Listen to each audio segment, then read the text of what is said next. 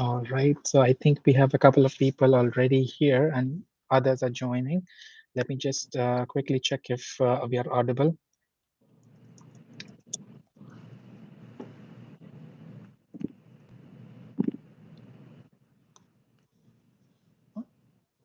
I think people who can hear us just if you could just type in a comment that if you are audible, then we could just give it a go and start.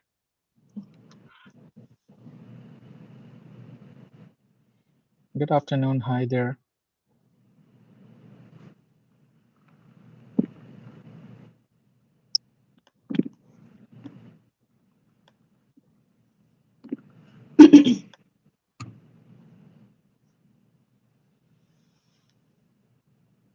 Okay. All right. All right. Perfect. So, okay. So before we start, I think if you can introduce yourself, then Okay. we will take over from there. How about that? Okay, better. Yeah, fine. Okay. So my name is Dr. Jawahir. I'm a surgical specialist working in Jebel Ali Trauma Center. I finished my medical college from Dubai Medical College. Then my internship was in DHA and I did my residency as well in DHA.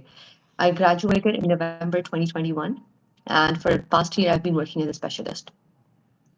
So, this is our special guest for today, a female surgeon crossing all boundaries, making herself outstand herself. And this is a wonderful journey for her.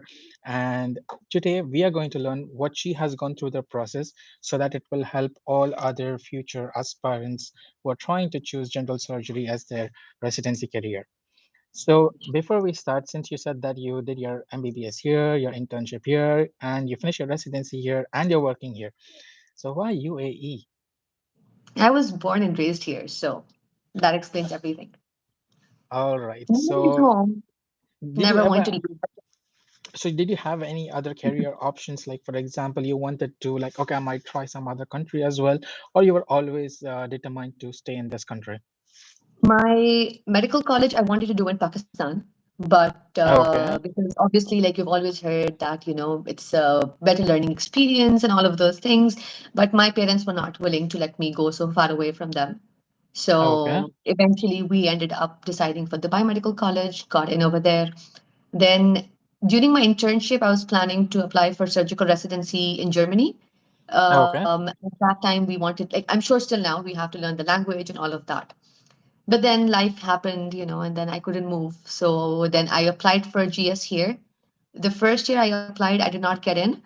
And Okay. then I reapplied the next year because I did not want to be in anything except surgery.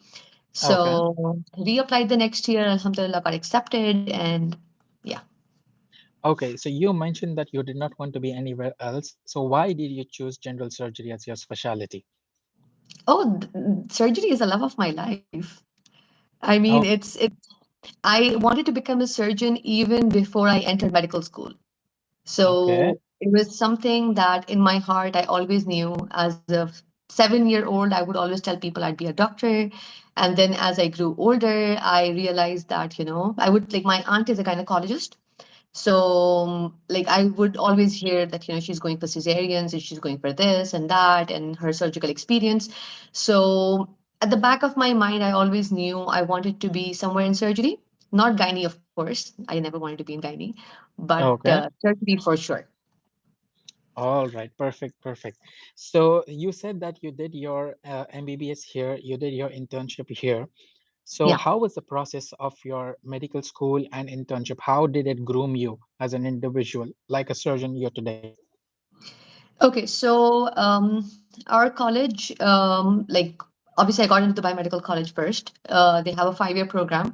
I'm not sure right now. I think they have an foundation year or not, but I think no, not yet.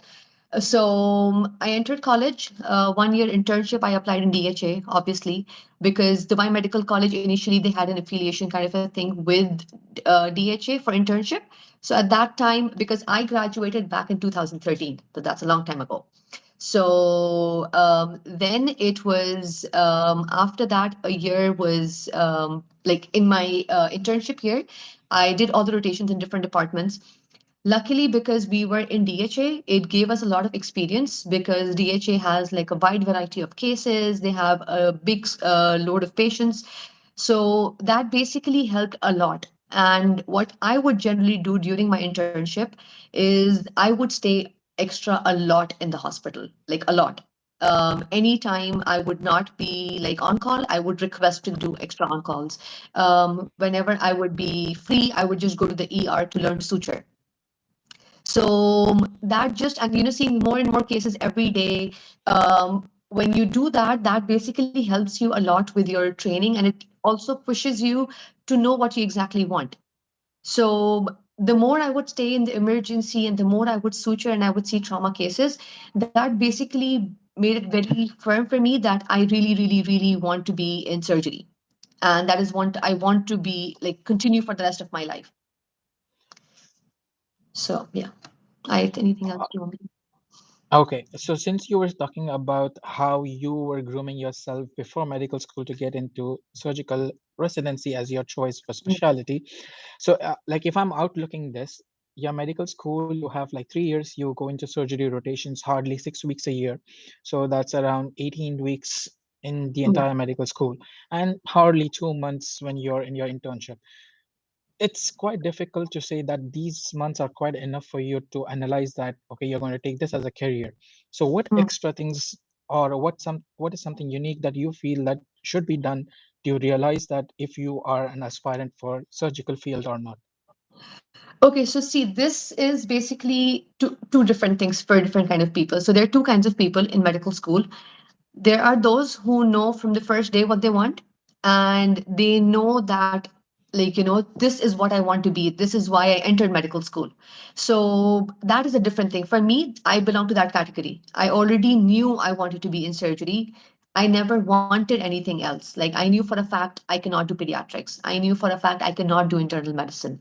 I knew like nothing else would ever like, it did not make me happy. So, but for those people, I always tell my students and interns that, for example, like when you've reached internship and you still do not know which specialty you want to go into. Okay, so it's very confusing. The best thing to do is, like, whenever you like go to a certain department during your clinical rotations in medical college, see how much you're enjoying it. Okay, and see how much, like, you want to be. Think of it that you're going to be spending the rest of your life doing this thing. Does it make you happy or not? Like, would you want to be 50 years old and still be in this specialty? So that basically answers a lot. So a lot of my friends, they decided, like, once they came into emergency rotation, they saw that, the work hours are really crazy. They are always like running around, in the trauma bay, and they're like, in the resuscitation room. And they're like, we cannot do this for the rest of our lives. So when they went to a different rotation, they went to, let's say, pediatrics. They enjoyed working with kids. They enjoyed working with the team over there. And then on a daily basis, they realized that, okay, fine, I'm going to do this for the rest of my life. So I think Hmm. the more you rotate in a particular department, even in your internship, let's say you're somebody who wants to be in, let's say, internal medicine. Okay, during your off hours, go spend some time with the on-call team. Go see cases with them. Go, like, do extra shifts, because at the end of the day, this is something you're going to be doing every single day for the rest of your life, and you don't want to wake up in the morning every day and be like, ugh, I don't want to be there. Hmm.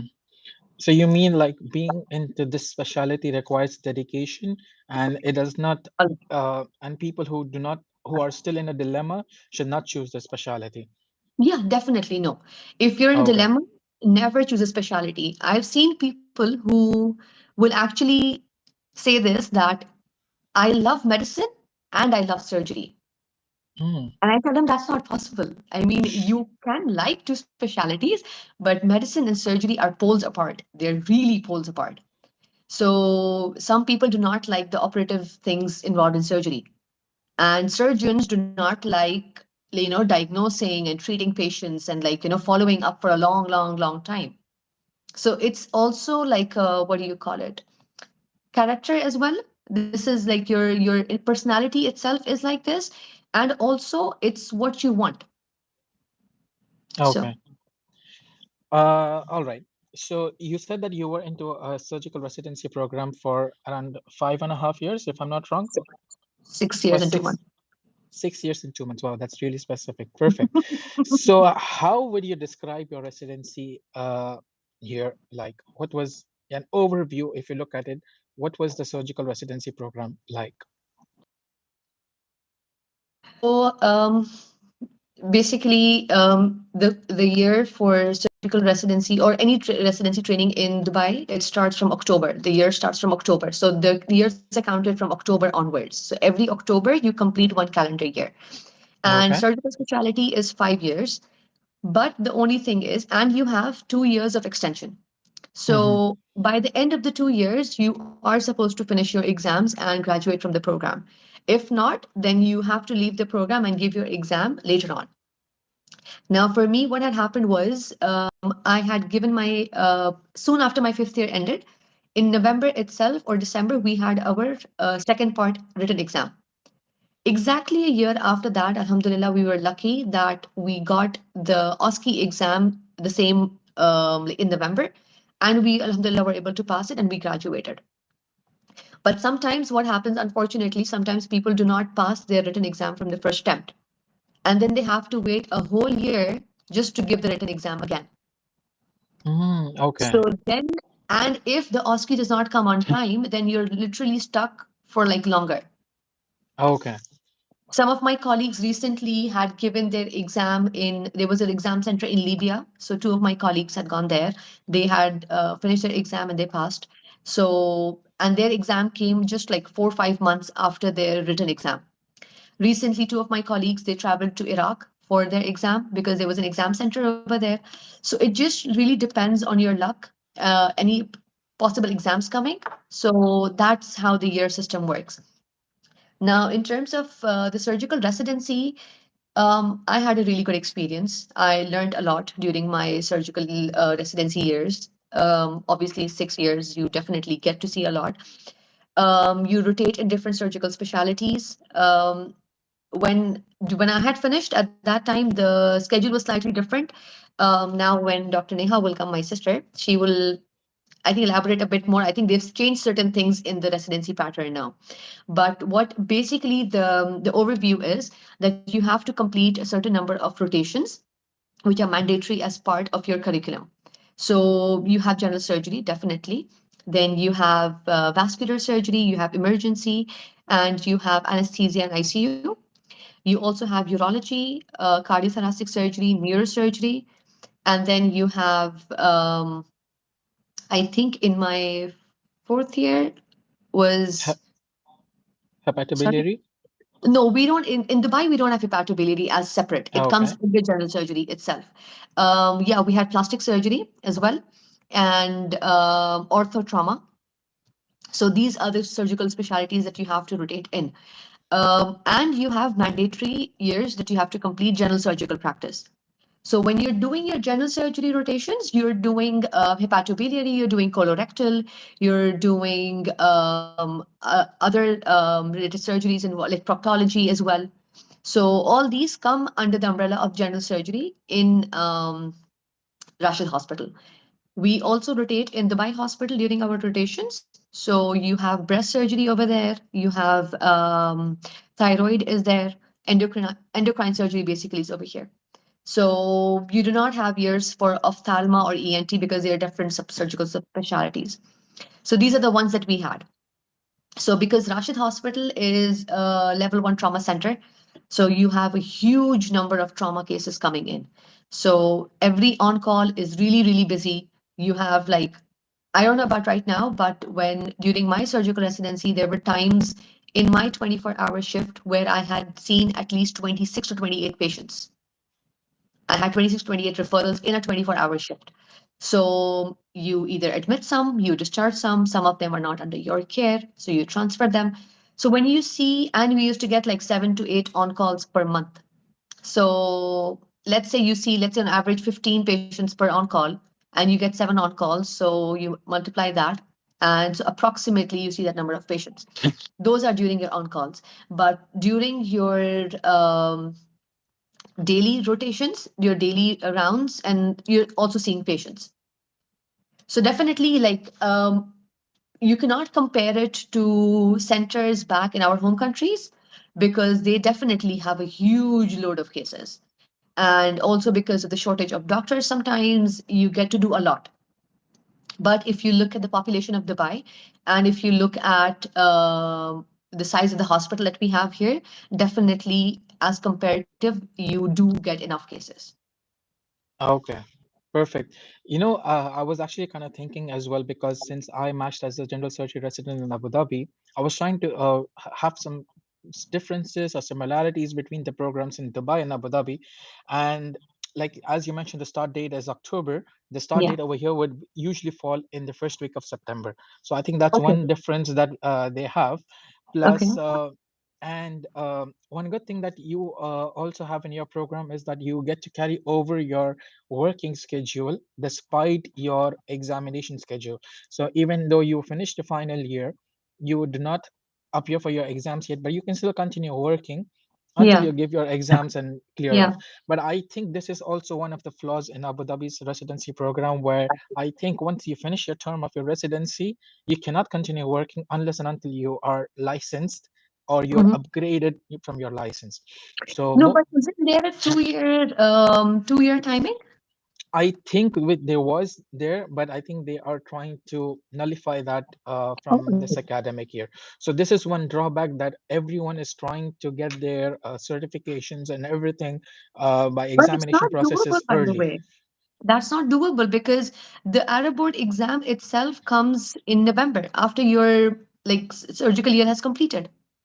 Exactly. So this year, I think they have started another thing. Mhm. Usually, what happens is when you're doing your surgical residency, you face two parts of our board. One is after Okay. your first year, and one is Yeah. after your final year. Yeah. But now they have pushed back the first part of our board, Okay. which happens just after 9 months of your training. Yeah. So that's like the minimum eligibility criteria. So most of them, like for example, in the Abu Dhabi's residency program, would now be appearing for our board in the month of July, rather than waiting Oh. for the November session that's Yeah. after the first year. Yeah. So I Okay. think I think they are trying to push back exams to accommodate within the time frame of your residency career, Yeah. so that Yeah. That once sounds really you good. finish, yeah. So I think this is, again, this is not entirely we know that this is going to happen, but Mhm. this is a fair idea of what we can expect them to do, Yeah. Yeah. you Yeah. know. Sounds good. It actually sounds good because extending, like in many countries, surgical residency is just 3 or 4 years maximum. Yes. And we go up to 6 or 7, and that's a lot. You can complete like your residency and fellowship if you're outside. Yes. And one other thing is what I'm really proud of that is happening in this country right now is they're trying to get accreditations from higher bodies.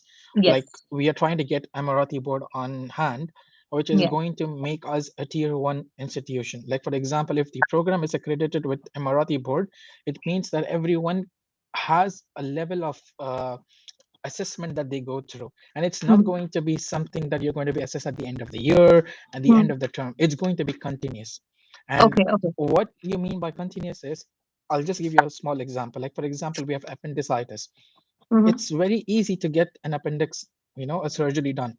And Mhm. usually fifth year students try fifth year residents, they try to do an appendix on their own from Yeah. start to end. Yeah. So what they are trying to do is they're trying to assess the skills through your residency, where they're going to give you different assessment levels. Mhm. First, when you try to perform as an assist, Mhm. then you try to perform with an assist and you are observed, and then you perform as an assist when you're not observed, and then you perform on your own. So this Okay. grading system will assess if you are competent and ready enough to do that surgery. So Mhm. similarly, this is what the pattern is going to be involved in, like all the residency pathways, Mhm. to make sure that each resident that comes out of residency pathway is actually capable of being a responsible physician for a patient. It sounds So really good, by the way. exactly. So this thing is one very big step that this country is actually going towards, and that is one of the reasons why most of the entry criteria and the eligibility criteria this year has been markedly Yes. raised. Yes. It's So completely changed. Yes, because they are looking for the best of the best, like the cream of Definitely. the soup.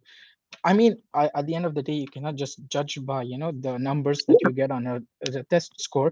But however, memory is not the only Yeah. thing that matters in your residency selection process. You have your interviews, you have your CVs. It's a cumulative of everything. So we can never judge.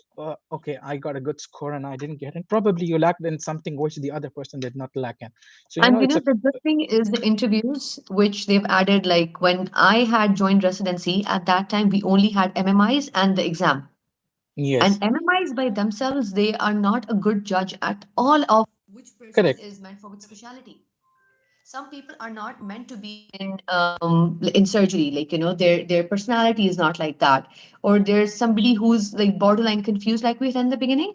But like these interviews are really really important for you to show the particular program that you're interested in, how much you want it, and are you suitable for this position or not. Yes.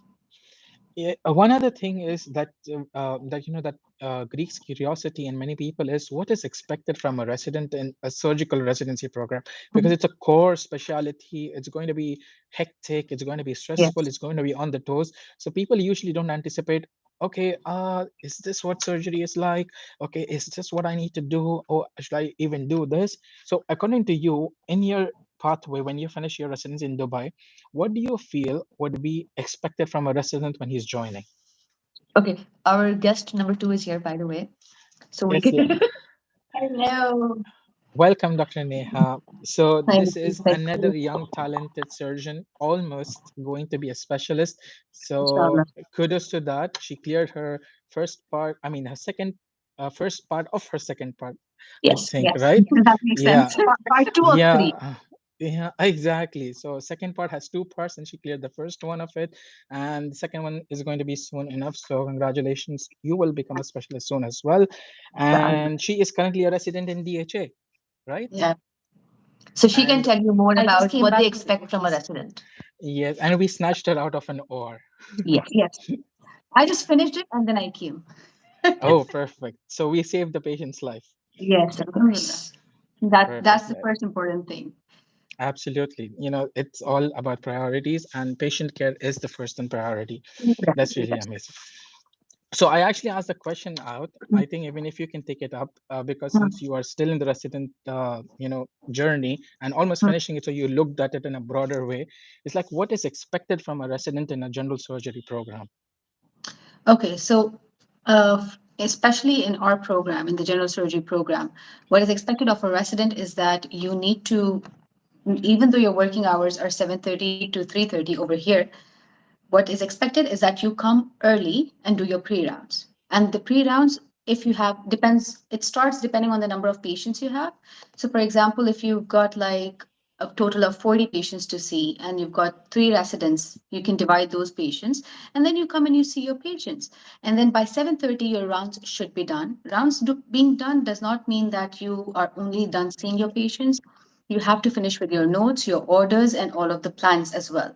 Some patients which you're not very confident about, having a plan, obviously when your senior comes in you have to discuss with them, but by 7:30 you're supposed to finish your pre-rounds and you have to join any of the other activities, which could be either the going to the OR, going to the clinics, having taking a session for the students, teaching them, taking the interns and teaching them for something. So it's anything that you are going to get involved in and not spend your whole day doing the rounds. So by 3:30, when we're done, we actually give handover to the on-call team, and if there are any important patients that need to be taken care of, we inform about them, and we do a proper handover.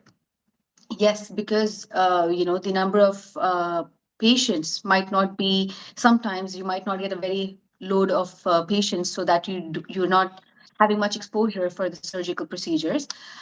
You can always. This is something that is in the program, which I love, is that you can always go and apply for what do you call it, an elective somewhere else that will Okay. improve on your skills. For example, if I feel that I'm not very good in a particular procedure or I don't have much of that procedure in this particular part of the world, I will try to apply for an elective somewhere else, maybe in Pakistan or India, or go somewhere and where I can work on this. So Okay. this is something that I feel like, is something that as extra thing in being in this program, you can make use of it. Every year you can apply for maybe like 2 months, or especially towards your end of your years, you can always do that. So this is what they expect from you as well, that you are trying to show more interest, okay, and you are taking interest in what you're doing, and just be a better resident by doing all of this. I'll add one Okay. point to this. Yes. Um, See, what they generally expect that residents should be able to spend a lot of time in the hospital. Okay, so like you said, you pre-round, so you basically come by 6:30 for a 7:30 shift. Okay, so you're coming early, you're leaving late. Okay, you're spending a lot of time in the hospital. You should be able to understand that weekends most likely will be spent in the hospital. Okay, you might have to give up your. Like, I think that's true And for any weekend rounds. residency. You have your Yeah, weekend you rounds as have well. weekend rounds. You could be on call during the weekends. You would be on call during Eid, during Ramadan, a lot of times. So you cannot expect to enter any residency program when you cannot think of this. If you think that, I will join a residency and you will not be doing anything, you will just be resting, that's not going to happen. You have to be completely and truly dedicated and in the hospital. Like, I think They say this that 6 years, 4 birthdays were spent in the hospital for me. So you So learn. it comes with a sacrifice because exactly, Definitely, definitely. when you are trying to put someone else's needs first, then you have to sacrifice some part of yours. Absolutely, Exactly. that's correct. One other thing is like, I'm a fresh graduate, for example. I Yeah. just graduated medical school. I'm finishing my internship. I have done multiple departments. I've rotated in multiple departments. And I feel that surgery is, my path. I need to get into that. But however, like, when you join a university, you're still a kid. And when you graduate university, you are just a You're young still a adult. kid. Still a kid, technically speaking, because you cannot have confidence in yourself that you will be onto patient Mm, care, exactly. or you will be trying to be, on the front line. So how do you overcome that? How do you feel, make yourself comfortable? That never happens. Mhm. I think till you finish your residency, you're still like, you feel like, like when I graduated, like when I finished my residency and, like we went to the hospital after graduating. It took me 3 4 months to realize that I finished my residency because, you're still scared. You're like, am I there? Am I there yet? Like, am I confident enough to do all of this? Will I be able to do it? So, you're just, that self doubt is always going to be there. It's just that you take it one step at a time. So, Okay. but what I've noticed also is that you notice your growth over the years. So I think when you join residency, you're very, very scared. You don't know what you're doing. But then when you enter second year, you feel, okay, no, fine. I know a lot more than I did last year. Okay. You see yourself growing every single day. And you will notice that, your knowledge as compared to when you entered is different. Your skills are different. You're more confident. And I think the confidence itself, you'll just see in the way you answer your phone. In the Okay. first few days, you're just so scared when the nurses call and you're like panicking. And then with time, you've become confident with answering their queries. You're able to handle small issues. You're now delegating work. You have students, Correct. you have interns. So you'll be more confident in delegating your work with time. So it's a So curve that's the growth basically. you. You It's start the curve. low It is the and curve. then you go high. All Definitely, right. definitely. One other thing is, for example, if I have someone who's applying for an internal medicine residency and I'm applying for a surgical residency, as a medical student, what else different can I do during my medical school when applying for the interviews? Like, what do the interviewers actually look at, or the program directors actually look at in you when you're applying for a surgical residency?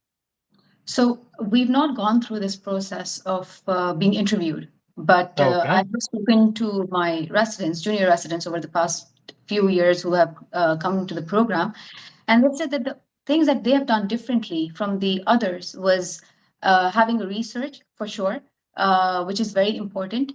You can always, it's not like you have to have a full blown research. However, you can have something like a case report or presentation somewhere in some conference that you have done, a poster presentation, something that makes you stand out. Okay. They want to Hmm. know why you are interested in general surgery. So you have to show what is it that you are interested in about. Like, it's not just any other specialty, like, oh, I didn't have any other choice, I'm getting in. But Okay. why do you need that exactly? So they want to see your passion. They don't have any academic questions, but they do ask about your personality. They check as to what your extracurriculars are. That is very important. You don't have to just be a doctor and keep just talk about keep it being being in the hospital and keep just talking about patients and stuff and cases. You have to have a life outside of that for your own sanity, to be very honest. So, which we both really, work on, and we We make have sure a that we very have a nice social very life. nice work-life balance. So, they want to know this. They don't want a bookworm or a nerd who just knows everything. They want to see your personality. So, this is what they mainly focus on in the interviews. This is what I have understood. Many students are actually scared for the fact that they did not do much research when they were medical students. Do you think this will affect them? Having just one research is enough. They don't have to have a number of researches or an audit, Okay. for example, or a small case report. Okay. Something very small that shows that you have done something except just passing your 5 years of MBBS, you Okay. know, or an elective somewhere, maybe a month Hmm. elective in general surgery in anywhere in observership. They can do small procedures that that they had observed. For example, they can make a logbook of what they had observed and done. You Hmm. know, so that is just adding on extra stuff to show that, oh, I have done this. And I would also recommend. If they're really, really, really looking forward to coming to any program, be it surgery, be it medicine, try to give your exams. For example, give your MRCS Part 1, or especially when you're in internship, because I've seen that time your knowledge is fresh. You're getting something. So Hmm. if you have, for example, you're coming for a surgical interview and you have your MRCS Part A, that just adds on an impression that, yeah, this person is really interested in surgery and wants this for sure. It's not just like a Hmm. confused state. So that just adds on you, and that's how. And you have to be very confident. That's one important thing which I've seen a lot of candidates flunk the interviews for, because they were too overly confident, Yeah. or either underconfident. Overconfidence basically kills everything. It should be a balance. You shouldn't be overconfident. That is like a big no, because they don't like you being overconfident, showing that you have some ego and you know everything. No, we don't know everything. So it's about giving the right impression and having good How? embrace. Yes, exactly. I was coming to down to that because everyone just focuses on okay getting the interviews done, but they always lack in understanding that however the exam might be, but it is an important part in assessing your credibility because obviously A is going to remain A, B is going to remain B. It's not going to change. Medicine is going to be same everywhere. So even despite on how the paper was, the medical knowledge still remains the same. So that is still the scoring grade, or you Exactly. cannot just overcome that. So yeah, exactly, like as you said, MB scores will matter.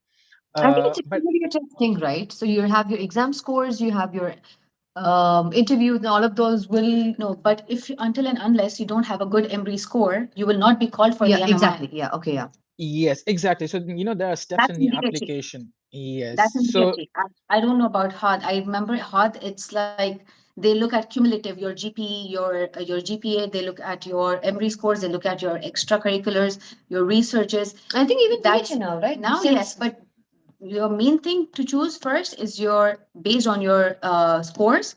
They will That's when they call you for the interview. So for if the you, MMI. exactly. yeah, yeah. So this is So exactly what happened with me. hmm, So when I initially had applied during residency, the first year that I did not get in, at that time there was a confusion with the Emory scores.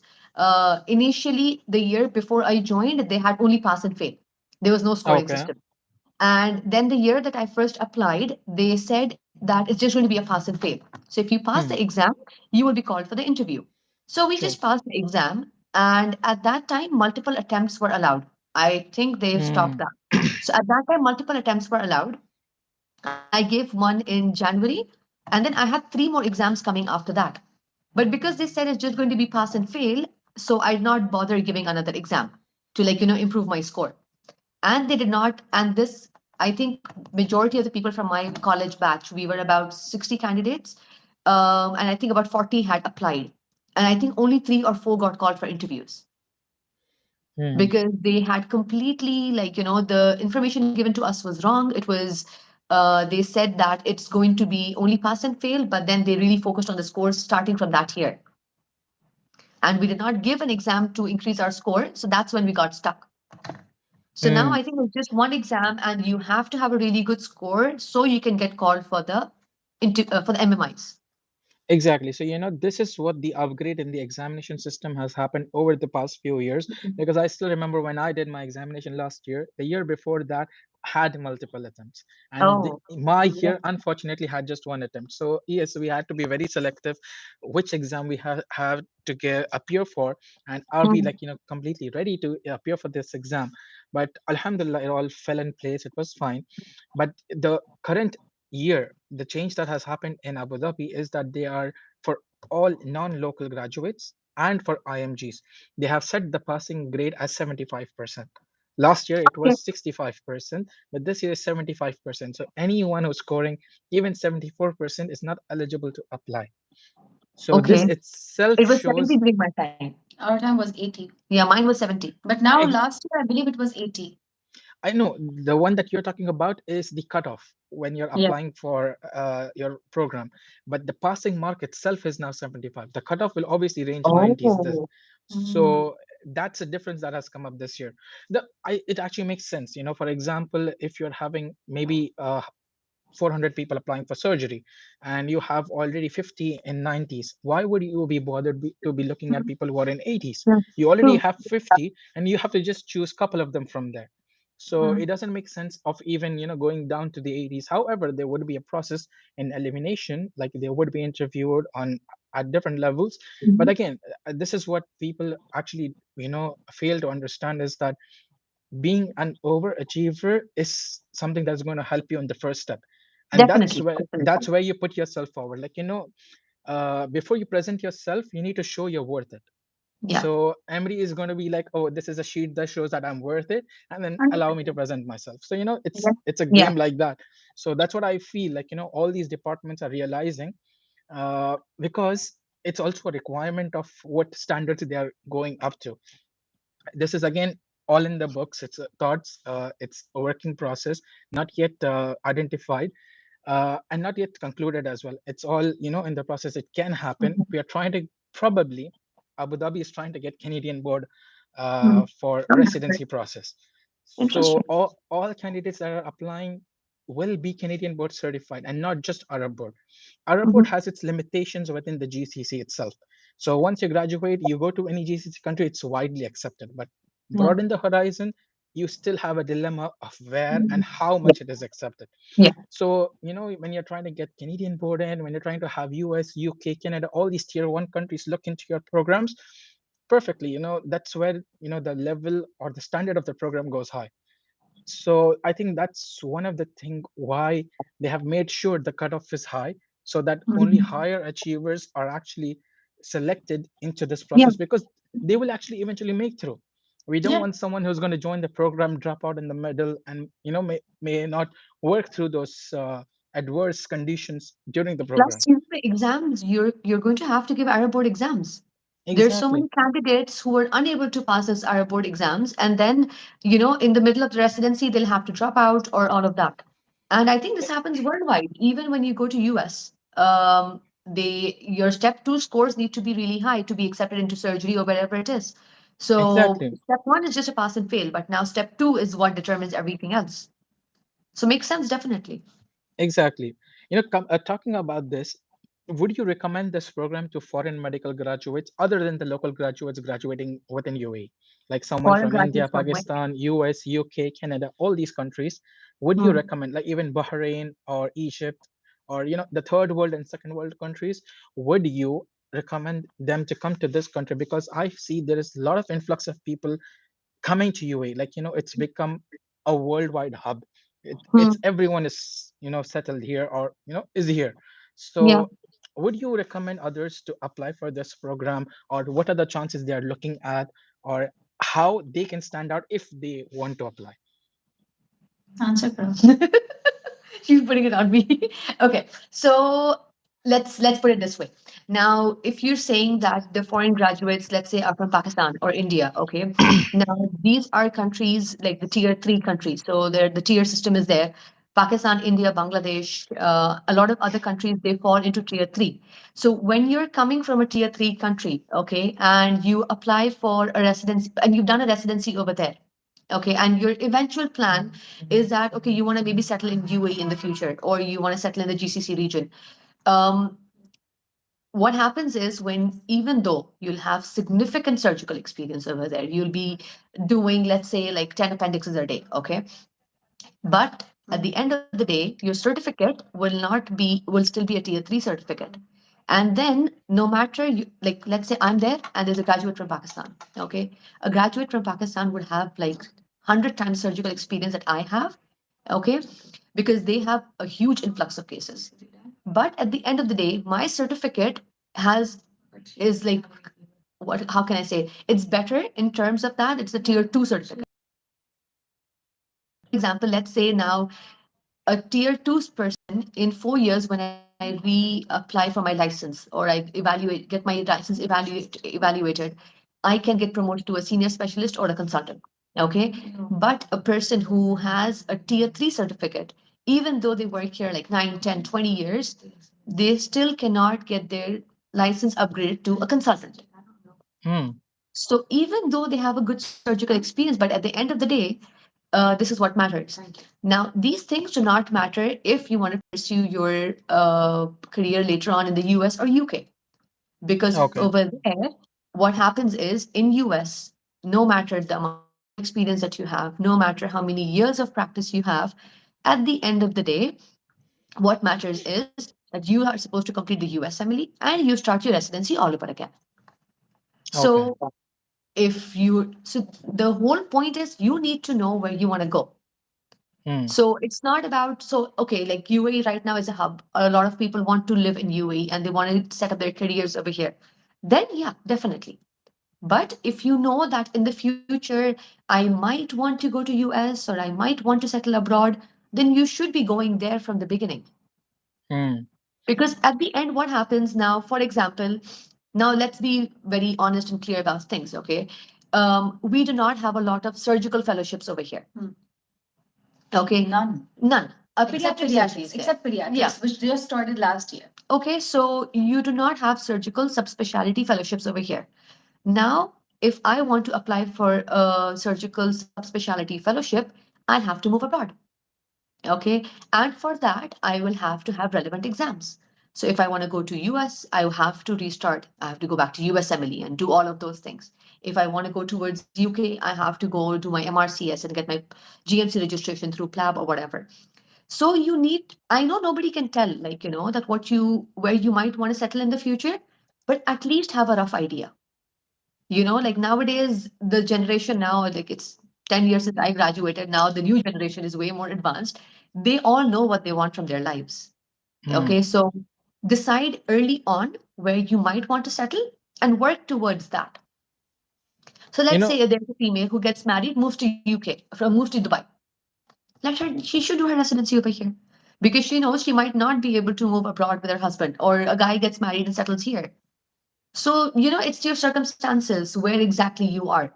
So, but always, whichever residency program you're applying to, always do check if what's the value of the degree from there. hmm. Do not enter a residency program where in the future you've spent 5 years, 6 years, and at the end your certificate has no value when you want to settle in, like, first world countries, let's say.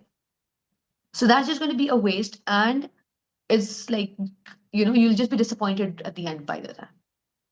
Correct. Speaking of which, I had 2 points to highlight on this. Is like, should they do it and can they do it? So, for example, if it's a third world country, like for example, as Mm. you're talking about India, Pakistan, Libya, Yeah. Iraq, Bahrain, and all of these. So the thing is, the quality of life living in those countries are substantial, Yeah, and the average pay of doctors itself in those countries would be very minimal. So ridiculous. considering from that fact, this would be a very huge jump, Yeah, similar how one would want to go from UAE to US or UK. So yeah. it would be the similar jump. So people would eye for this, and it's a very good decision in that way. Hmm. Second thing is, can they get in? Like, as an IMG, I should always be scared. Will I have a position, or will I have an equal chance to apply? So, Yeah. considering the hierarchy of what the selection process would be, yes, there are IMGs that are matched into the programs in Dubai as well, in Abu Dhabi as well. Even I have some of my seniors in Abu Dhabi who are matched, who are IMGs, basically Hmm. not locals, not from this country, Hmm. purely new to this country. However, all of them would have something that they have done exceptionally well. That's the reason they got selected. When you're fighting among the same crowd, like, this is one thing I've said to people is like, okay, I studied in UAE, I am appearing for this exam, I get matched. You studied elsewhere, you appear for the exam, and you get the same marks as me. So what difference does it make between you and me? I mean, I am from this country, I know the There is no process, I difference. would better get matched. I would better get matched. Why would they want someone from outside to come? If in that place, if I have that person performing exceptionally well, showing something that he's much better than me, showing that he has research skills, he has publications, that means his value of status is much better than me, and he would be a good pick. So Definitely. this is how people should understand is, if you're a minority, you have to be extra amazing. You have to be more on your platter. Your CV should be at least a bit more than what an average graduate would show on his plate. Hmm. And that's how you get selected. So these are some things that people have a misinformation about. But Mustafa, see one thing.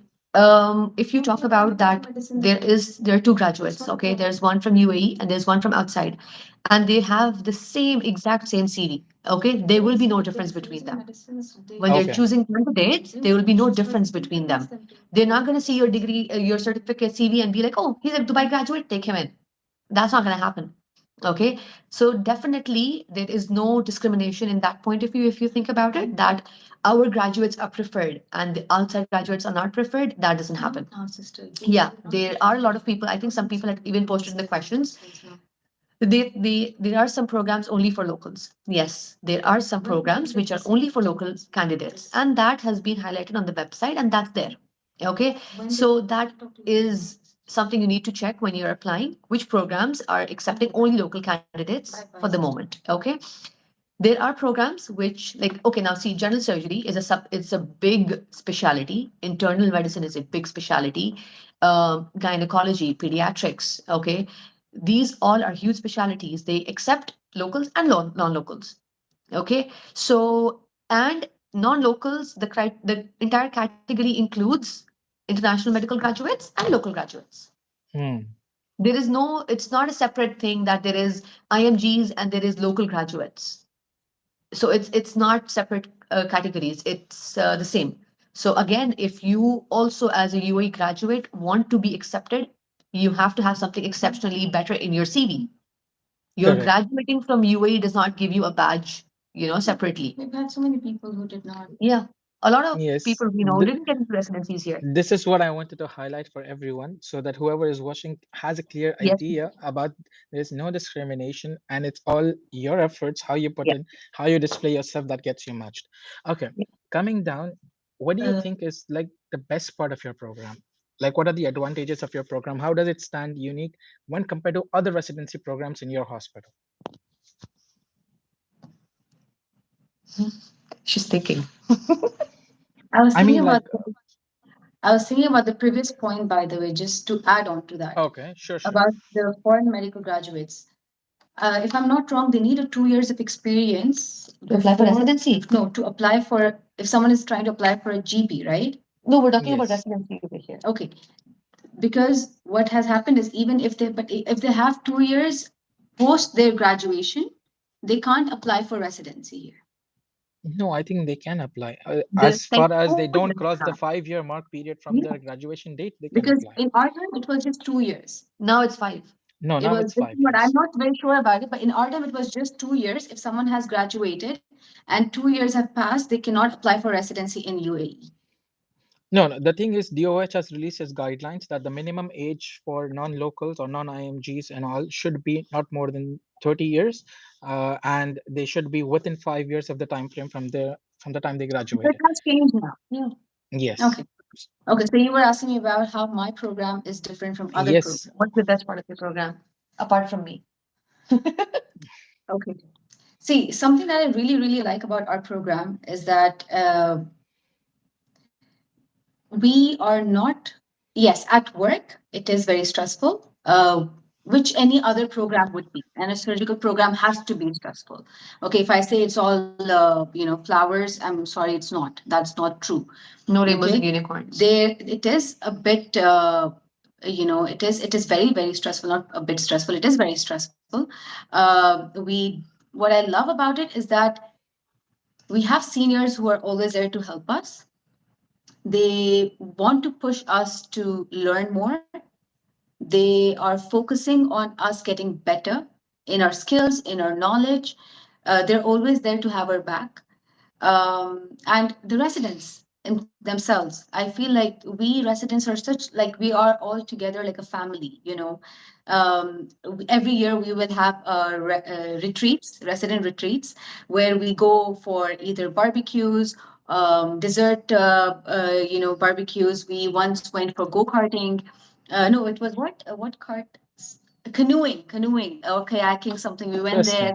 Interesting. Last month we went to Oman, Sanadam. We went, and it Top was notch. really, really nice experience there. So what happens is that and then in Ramadan, sometimes we meet up, something or the other. You know, we try to gather together. This is the unity is what I love about your program. So there is a work-life balance, you mean to say, 100%. between. And no, but I'll be very honest, Mustafa. It depends on you. Work-life Hmm, balance depends on you. Okay, I know a lot of people in our program, and people around us in different programs in DHA. We both are extremely social people. Okay, and we are extremely um, we love going out of work and doing something else. Okay, we believe that we have a life, and people don't understand how we do it. They keep asking us like, how are you able to do that? The good thing about the program here is that you have your set working hours. 7:30 or before that you come in, finish your work. 3:30 you leave. After that, if you want to stay, that's on you. You want to learn extra, you want to scrub in more into the OT, you want to see interesting cases, you want to end in some procedure, you want to discuss something with someone, you want to prepare for a radiology meeting, you want to prepare for MDT meetings, anything, or you want to present in a journal club, you want to prepare for that, anything, that's on you. But the work hours are set. You accordingly balance your life around that. It's not like you get on calls every weekend and you're 48-hour on calls and you're just pushed into work and that's it. No, you have a balance, and you have to true. build up that balance, like in anything in life, to be honest. Like back in Pakistan, the programs over there, they have like 36, 48-hour on calls. So they Hmm, are pre-call, they're on call, they're post-call, then again they're pre-call. Which So is toxic. which is not good at hmm, all. You need time. You need time for yourself. And regardless of what anybody says, you like for me, like now we are different in this aspect of our personalities. When I come back home post call, I do not want to sleep. I feel if I go to sleep, I'll waste an entire day. So I'll go out, I'll do something with my day. I'll be dying of sleep, but I will make sure to utilize my day. She prefers coming back home and sleeping. Yeah. Obviously because she needs rest, otherwise, like Sleep the is rest of the day could important. not continue. For me, I really need sleep to enjoy myself. So it's all dependent on you and how you maintain your life. If you are going to stay in the hospital 24/7, if you're going to be in the hospital the entire week, you will burn out. And definitely. people who tell you this, by the way, I'm sorry, that's not how life works. Yeah. You cannot spend your entire life at your workplace. God created you in a certain way. You're supposed to rest, you're supposed to work, and you're supposed to have a social life outside of work. Because like work will continue without you as well. Definitely. Somebody else will come and take your place. So if you burn out and if you become sick, the work is not going to stop and be like, oh, we miss her. We're not going to go back to work ever. Correct, exactly. It's You know, it's all on you. thinking of this is exactly extremely true that most residency programs are taking care of to maintain a work-life balance, and extremely, like, in core specialties, this is what is required, and you have to Yeah, maintain yeah. such things. I You'll was go actually crazy analyzing. otherwise. Trust me, you'll go crazy. Yeah, yeah, exactly, absolutely. I was actually analyzing, apart from this, the program also, like, when I was thinking about what my program has done, when we were talking about work-life balance, actually skills is a very important thing. Like, you cannot just sit at home, read a book, and learn how to drive a car. Yeah. So you need hands-on experience. And many people have come up with the fact that, okay, which country provides better hands-on experience? Is it, Mm. do I have more cases? Does not necessarily mean you have hands-on experience if you have more cases. True. And what does hands-on experience actually mean? Like, you learn through skills by simulators, you learn by putting up your hands on the patient in the OR. So there are many ways, that you reach Mm. on getting this. And I feel our residency programs are actually striving towards residents get on their hands-on experience. However, it's a different level for each resident. Not everyone is going to get to do their first appendix soon enough. Everyone gets to do it at a different rate. Maybe Yeah. someone gets to do it in the first year, someone in their final years, someone in a month. You never know. So, Yeah. all these things happen up. But exactly, hands-on experience is a given, because it's obviously a surgical training specialty. Like, you Definitely. are not going to learn without doing hands-on. And one other thing is the academic days. What I Mm. feel is surgical academic days are really focused, because the theory is to be absorbed by yourself. Unless and until you don't understand the anatomy, you're not going to perform it properly on the patient. Because, okay, you're not going to go to the shoulder and be like, oh, is this scapula or is this deltoid? No, you Mm. can't do that. You need to know before you enter the patient. This is How different. exactly? That's mostly in radiology, but yes, coming to the Oh, point that you come need to on. know. We've had people who palpated the liver on the left side. We had people It's who it's drew liver on happened. the. So bring it on. I understand. Yes, absolutely. So, these things are to be understood. Like, it's very small details. If you get to know it, things become easy. It's not always you need to change the bigger things. Okay, my this thing is toxic. Okay, my work life is this. Okay, my program is not doing this for me. My program doesn't listen to me. It's going against me. It's like changing small positive attitudes. When it Yeah. comes aligned, things go right, because program will look into your research, because it's going to give you opportunities to do research. How often are you going to see that you're going to your rotations and you see a rare case, so you can Mm-hmm. document it? So that's Yeah. giving you a chance to research. Plus, they give you chance in presenting on academic days on to show how much surgical skills or knowledge that you have read about. So, Yeah. all these things come into play when you are actually being in a focused core specialty program. I think it's the What? same in Dubai as well, right? Yeah. Yeah, we're done with this part. I No, just he's just commenting. He's saying that is it similar in Dubai as well that you have hands-on experience and you have the academic days which focus on these Yes, things? we do. So every week we have a set of academic activities. Starting from Monday, we have radiology meetings in the morning where you have the general surgery radiology teams, including the residents, and we discuss the interesting cases. And in that, we learn more on the anatomy and different ways we can read the scans. Then Tuesdays we have MDTs. I think it's the opposite. MDTs on Mondays. One day we have the MDT meetings, which will focus on discussing the different cases. Then we have our minor OT days. We have certain times where we will have simulations, and on the Exactly. simulation, laparoscopic simulations, that's how we have BSS training courses, which is sometimes held on by the residents. And just to teach the juniors and the interns, the first years on the different techniques of tying and suture, different types of sutures and all of that.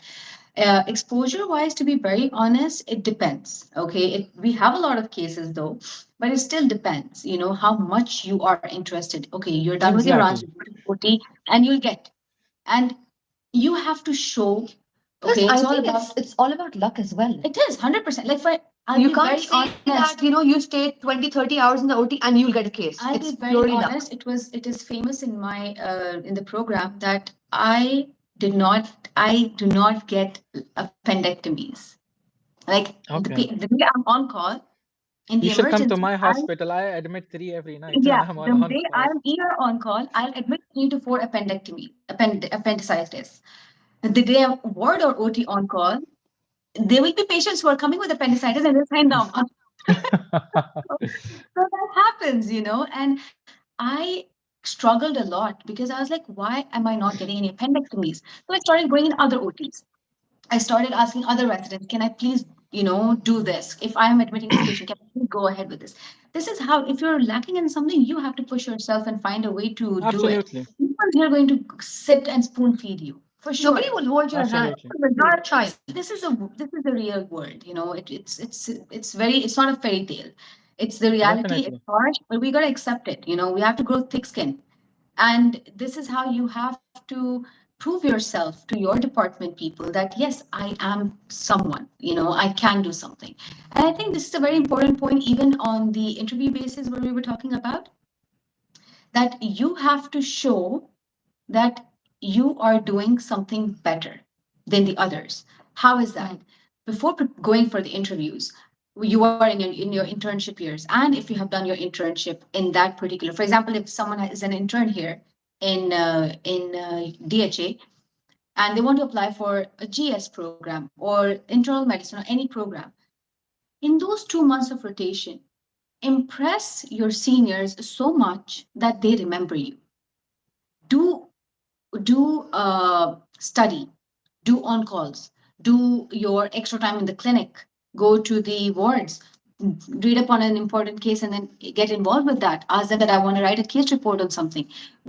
Basic things. When you are on call, and the next morning, ask the doctor, can I please present the cases? That way they know that you are interested. You are someone who's not lazy and just like, yeah, whatever, it's just an on call and I'm not And we've interested. seen a lot of And people like this, by the way. 90%, 90, 95. I would say 90%, in my opinion, interns do that. Doctor, I'm not interested in GS. Okay, you're not interested, but don't give that bad impression. So this is very important. This is how you impress people. We have had a lot of applicants were who the seniors were really impressed with, but due to certain other things, they were not accepted. But this is what they remember, that yes, I know this person.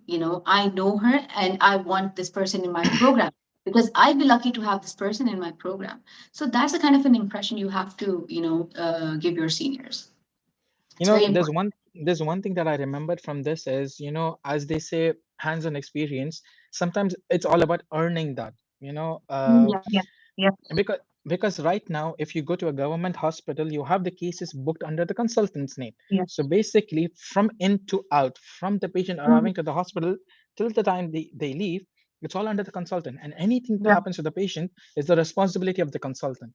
yeah, So, and the operating person is the consultant. So now the question comes, how are you given the chance? It's not like you are a privilege. You are someone from the sky that has come, okay, the consultant should leave his hands and give it to you. You have to yeah. earn it. And how do you do that? You you can do it that by getting the patient ready pre-operative, by Mhm. trying to see what happens post-operative, by trying to Mhm. prevent complications, making sure the discharge is safe, so that the consultant actually knows that I can trust this person, I can rely on this guy. And that's when he will feel safe to give it in the hands of a resident to proceed to the case, because he or she has studied the case, has known like what is the position of the problem, what is the solution possible, what complications can arise. So you're ready to go, you're ready. This is what it means, like you're ready to get your case hand, you're ready to get your hands on experience. Because most of the people think, okay, I'm not getting hands on experience. Why? You have to think about it. Like, I remember when on my first day of thoracic, I was just observing the case. I was scrubbed in, didn't get to do much. It was a bronchoscopy, a thoracoscopy, because it was all consultant guided. And the time came to close the skin suture. And Mhm. this isn't the first case I'm seeing. And I thought that the consultant would just call me to see how I can suture. But sadly, the consultant didn't ask for me. I was just standing there, and he was closing the suture. It's your first day. And no, it's not because of that. He looked up to me. and he said, "Let me see how you take care of my patients." Hmm. Maybe that was hurtful at that. Okay, why didn't he give me? I'm a surgical resident. I should get to do this. But I thought back. I went home. I really thought about what do I do to change. What did I do on the first day that he might have not liked? I started pre-rounding on my patients, presenting cases to him when he comes to the meeting. So Hmm. once I started presenting the cases to him, he understood, okay, I have an idea about these cases. That's when he slowly started trusting me. That's when he slowly started involving me. Sometimes it's all about breaking the barrier between you and the Hmm. consultant. Yeah. Because at the end of the day, getting hands on is not by you go touch something on the skin and it's done.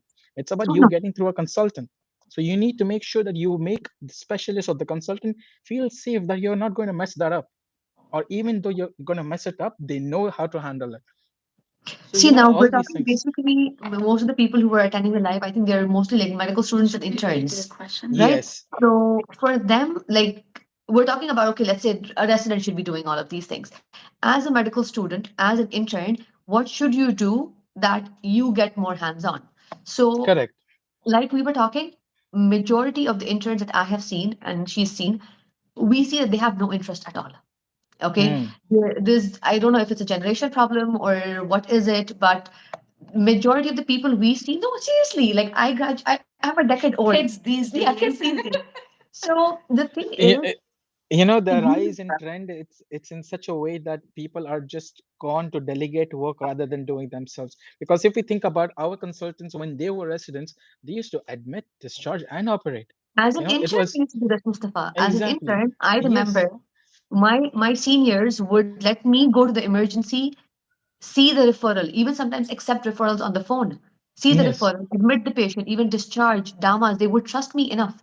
Now, why don't I let my interns do it? Is because they have not given me the opportunity or the chance to trust them. You yes, know, how can, like you said, the consultant needs to be sure that you can take care of their patient, and only then will they allow you even near. Okay, so now let's say like you're doing your internship. Okay, you need to impress the residents that are with you. You need to impress, like in DHA. Okay, you have a long line of people you need to be with. So you have to be with the residents, you have to be in good terms with the specialist, then the senior specialist, and then the consultant. Okay, access to the consultant is mainly limited to the senior specialist and second on calls. Okay, or the yes, specialist. definitely. Even residents here do not get a lot, like so much chance to be interacting with the consultants. So what you do is you need to be there. Okay, you come early. A lot of interns, their main issue is we do not want to come for pre-rounds. We are not getting paid a salary. Okay, Yes, you do not realize it's not the monetary benefit that you'll be getting. At the end of it, your career depends on it. Okay, I definitely. know I do not agree with this. Okay, I do not agree with this culture at all. Okay, your work hours are set. This is what you should be working at. Okay, extra doing this to impress somebody, I do not agree with this. But you need to show you're interested. Okay, I do not like working with people who are least bit bothered about anything. You need to be okay. For a fact that surgical residents pre-round at 6:30. Okay, you should come there as well. Okay, you should be there with your resident. You should start your pre-rounds with them. You should be updated about your patients. And nowadays, even on the phone, you have the update in the system. Like you have the Epic system in the phones. Okay, so at least the night before, just read up on the patients. So when you go to the hospital, you will be able to get your work done faster. Show that you're interested. When your senior calls you, like I had a few interns, I was really impressed by them. Like when I would get a call from the emergency, okay, and they referred a patient to me and I entered the emergency, my intern would be there before me even calling them. And if I asked them, what are you doing here? They said, oh doctor, we were just scrolling through the system, like refreshing to see any surgical referrals were there, and we saw the patient and we came already. So that shows me that they're interested. They will look at the snapboard, they'll call the OT and find out if the patient is there. They will go way before the senior goes there. Okay. This just shows that you're interested. If you're going to have an attitude anywhere in any like specialty, not just medicine, like anywhere else in the world, you need to put in effort. Okay. You need to Definitely. show up. You need to show up. You need to make the efforts. You need to be like, okay, I am somebody that my senior can rely on. So Definitely. when you're doing all of these things, and what happens is when you're attending more and more OTs. I know a lot of interns complain that we do not get hands-on experience in the OT. The residents are usually there. But I have a lot of people who will tell me, Doctor, can I just close the skin? Doctor, can I please, like, like get steps? And if they have the skill, I will let them do it. I am not going to be like, oh, no, no, no, I'm sorry, I'm not going to let you touch the patient. You need to show that you are trustworthy, that you're Hmm. somebody I can rely on, and I can depend on you for my patient. There's one thing I remember that happened with one of our intern, and when we were having a case in the OR. It was basically a bowel case. It was open, perforated. We had to open mid laparotomy position. The thing was, interns. There were two interns who were actually helping holding retractors.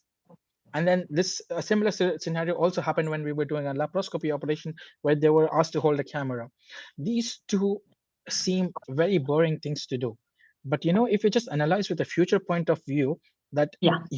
if you are an operating surgeon, the primary attending, you would have someone hold retractors for you. You don't want someone to hold it in a wrong way, or you don't Of want course someone not. to mess Of it course up not. for you to not have a proper feel. So unless and until you don't understand how to hold it, unless and until you don't understand what is the field that the surgeon is going to work on, you're not going to get there to allow other people to do it for you. It's You just a can't be a good surgeon till you're a good assistant. End of story. exactly 100%. You cannot This is hold what the people need to camera. You understand. cannot be a good surgeon. So I know it And seems like very like small tasks. Why should I be holding the yes, camera? I spent exactly. complaints. We hear people complaining, oh, 6 months I held the camera. So what? Are you an expert in holding cameras now, by the way? No, of course not. No one can ever be perfect. Always remember this.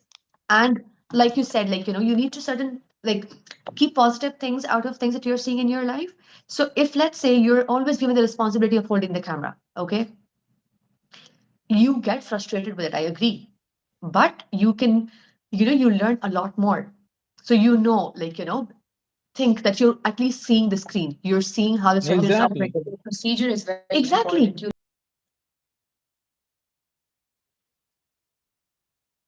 At the end of 6 months, okay, let's say we do a crash course and you should be able to give it then. But are correct. you able to give it? No. Because the 6 months that you were holding the camera, you were so bored that half the time you were just sleeping while holding the camera. Exactly. This is what people should understand who are trying to apply for So, specialities, who are core specialities, that even the most boring job, even the most menial things to do, has something to learn out of it. yeah, And the day you realize what you can learn from it, that's the day you actually start being productive, you start exactly. growing. One thing that I learned is when we were doing some lap appendectomies and lap colis, is that you actually try to understand much better about the anatomy when you're holding the camera. You don't have Yes. you don't have a pressure of holding the correct organ. You don't have a pressure of perforation. You don't have a of anything to be Nobody's torn. yelling at you. Yeah, but if Exactly. you don't do it right, it can't happen. N- You're the eyes of the surgeon, so you Exactly. have to be. exactly. So this way you're actually trying to understand more. Like, you're going to ask the surgeon, okay, doctor, where are we going right now? Okay, this Yeah. looks like this organ to me. Am I mistaken? And then this communication between you and the attending is all what makes the case much more beautiful. Yeah. And it all again comes when you have the trust, when you build a rapport with them. So this is how things usually work in such a surgical Yeah. specialty core. I think this is what should be clear to most of the Yeah. people who are trying Yeah. to apply for this position. Okay, coming down, uh, there's one thing that many people ask is, I go to as a resident, I would go to the hospital, I would go to the wards, I would go to the rounds, I would go to the OT. Apart from this, what else does my program offer? Are there any simulations that they organize for us, any workshops, any conferences? How do you think your program deals with this? So, honestly speaking, we don't have a lot of simulations as yet. But yes, we're working on that. We've had a few simulations. We have had the laparoscopic simulation sessions, I believe, twice in MBRU. We had a hernia conference as well for simulations. We have different conferences which are organized in, as part of our training. We do get registered for those conferences, and then we can go and attend those and learn from the best surgeons all over the world with their different cases and based on different cases that they have seen. Uh, Besides that, I don't think so. There's much any program would have. I mean, It's mainly it's like it's conferences and workshops. yeah, nothing You know what? extra What besides one that. thing? One thing that I humorously I understood about conferences and workshops is that as a medical student, you used to attend them just to get hands on the food that's there, but now you Yeah, go there to see what is there. Okay, I'm a growth. resident now. What else is there? Is there a laparoscopy? Can I just get Is there hands better on and food see available or not? Better food. that Now it depends also on the maybe level on of the the coffee side? that they have to offer, you know. Being more Yes, 15 now. exactly. So it's all an Because now upgrade you're as you actually go. listening to the lectures. Yes. Sometimes True. I actually would want to mention this. I was a part of Emirates Society for Colorectal uh, Hmm. Congress for cancers. Yeah. Amazing. It was more than like 50, 60 surgeons all over the globe over there, and they're sharing their case reports on different types of Yes. surgeries they have done and advancing through endoscopy, through Mhm. robotics, through laparoscopy. It was a treat to listen to how they have actually gone through all of that. I agree with you. I agree with Exactly. you. That is how you learn, new things, and that's what's interesting. Looking at different cases from all over the world, the different way they have approached a particular case, which you would have done very differently. So that is something Definitely. which is very interesting to learn in conferences, and And see, not obviously not in necessary, internship. and not necessary that you like, there are so many medical student conferences. Like, Yeah, universities do organize them. Yes. So for as a medical student, those are the ones that you need to focus on. You can't expect like, to go to a conference in your like internship and like understand everybody and like everything they're saying. Because most conferences are like really subspeciality based conferences. Now, like you said, colorectal, there are breast surgery conferences, there are hepatobiliary conferences. The procedures they're speaking about are very, very complicated. Okay, Mhm. they are consultant level, obviously, but attend like smaller lectures. Sometimes the medical reps they have lectures, Mhm. only lectures. So maybe like a 2 CME point kind of a thing. But those lectures are very basic.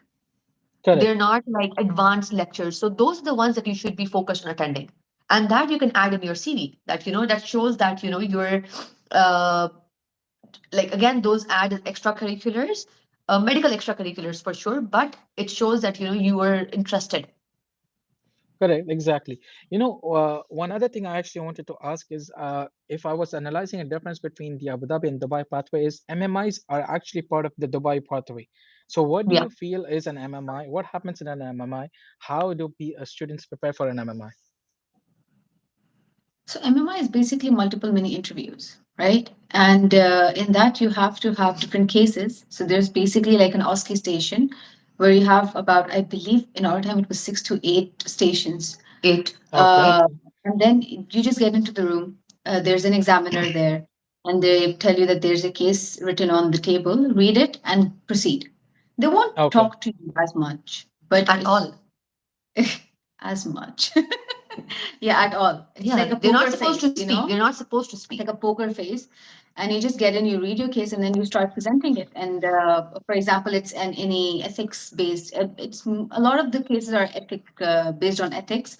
And then you just read the case and you start talking about whatever you think is, right according to your opinion in that particular uh, case scenario. And that's it. And then you just, once your time finishes, you walk out, you go to the next station, and that's how it goes on. You have a lot of ways you can prepare for it, which is there are multiple Sorry, wait, scenarios. I'll just add one thing here regarding the questions. They're not medical based questions Yeah. at all. Okay, so if most medical students think that they might ask us medical related questions, they are not medical related questions at all. And there is no right or wrong answer. Okay, it's a so they're gray area. basically they put you at a path at a crossway. Okay, you can Yes. go either way. Okay, so for example, like one question that the batch before us was asked, that is a very famous question, that let's say there was an apocalypse, okay, and you are given a list of people that you could save. Okay, out of these people, who would you like to save? Okay, so in the entire list, there were only two males. Okay, there was a 46, 48-year-old male, nearly 50, and there was one who was an HIV infected male. So now you need to, when you're giving your list, when you're talking about like the people you would save from the entire list, There is no right or wrong answer. Okay, so you They're just need just to thinking find about out. how you think. Exactly. They just want to see how confident you are and how you're able to, what do you call it, control and divert your thoughts. Hmm. Like you're not haphazard and all over the place. You're not like picking one and then like, leaving it and then you're trying again.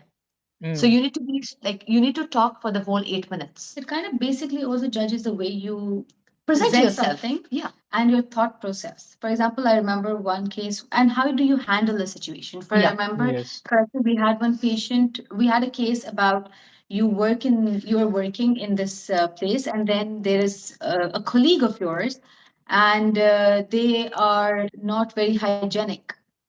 Okay, so how will you approach Okay. the situation? And you're just Ah, like, what kind of a question is this? But if you think properly about it, it is a very important question. It is something how you're dealing with a tough situation. How are you going to handle this? How are you going to tell him or her something that is going to be so Uncomfortable. uncomfortable, but with so much respect, you have to tell them, and you have to you have to respect their boundaries as well, and you don't have to make them feel insulted. So there's so much that definitely. goes into play. So this is how you prepare. And then there are a lot of case scenarios which you can read upon, and then you will get it from your seniors, or So how do you prepare? you will get it from your seniors. I actually don't remember. We had a lot of cases. No, no, not that. Like, for example, Uh, like not the list of cases. List of cases, you can find them online. Mm. You just type MMI. But the best way to prepare for the MMI is Practice. sitting as a group. Yeah, 100%. Yes. Like Having a you can partner never, practicing with them. you can never practice it alone. So people who have this thought, please, it's wrong. You cannot practice it alone. Sit with a group of 8, 10 people. Yeah. Put the question on the table, and each person answers it. So what happens is Definitely.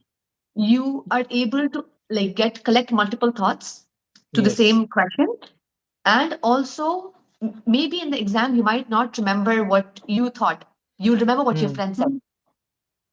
100%. Okay, That Definitely. happens half the time. you're just like, you're sitting in the exam, and like my one of my questions was, what is your biggest regret in life? And when we were practicing, we thought it's a stupid question, let it be. But one of my friends was like, no, we will sit and discuss this question as well. And in the exam, trust me or not, each one of us remembered the other person's answer only. We didn't So remember you our did own not say answer. your regret, So we mentioned somebody else's regret. So but they you did not show their confused. own personality. The examiner, we did not have any regret. They were just invented things. So, but we came up Definitely. with answers. So imagine if you're preparing for it alone, Yeah. then you're completely like, you're stuck and you You're don't know lost. what to do. Since we're talking about MMIs, one thing that has happened to Dubai is, the transition from DHA to DHCA, Yes, yes, which yes. is Dubai Academic Health Corporation. Okay. Uh, It has also introduced MBRU as the residency pathway in Dubai. Yeah. So I think most of the students are aware of it, that MBRU is going to be the governmental pathway Hmm. prioritizedly, and DRTP has also started their own residency pathway. But again, it's quite unclear right now that if DRTP is going to be for private, or they are also going to take the intake for governmental hospitals itself. Again, Okay. speaking of which, this has given a chance, a platform for many students to increase the number of seats for many people who are applying. So I think this is an add-on step that many people will face. Yeah. However, MMIs will still remain the same in both the organizations. In Hmm. MBRU and DRTP, you will have to face MMIs in either case. So knowing about this is a very good thing for them to Yes. prepare beforehand, because this is something that happens before your program interviews, before Yes. your specialty interviews. So yeah, this is something that everyone should It's actually just have an like idea about. it's just like how we had pediatrics before only by DHA, which was Yes. but then Jalila opened up, and then they have their own residency entry Yes. into pediatrics. So it's So you're two opening up a lot different. of seats and like, Yes, more yes, more more opportunities. Yes. opportunities for students, hundred This is percent. one thing, better training, more opportunities, and high level of skills. This is what this country is transferring, or transforming to. And Definitely, definitely, definitely.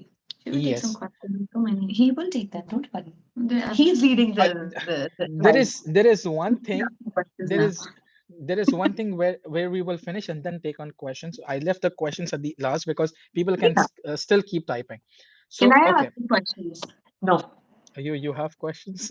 You should take no, it up sure. with Don't let DHA. You should take it up with DHA.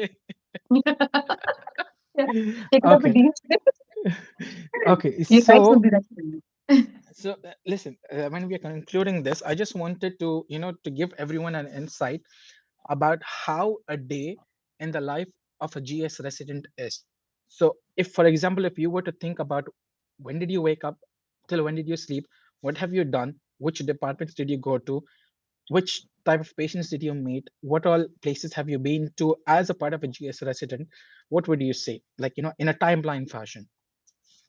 So waking up by, I would say 5:36, reaching the hospital by 6:30. Uh, then you pre-round on your patients, finish your work by 7:30, and then you are assigned to clinics or OTs.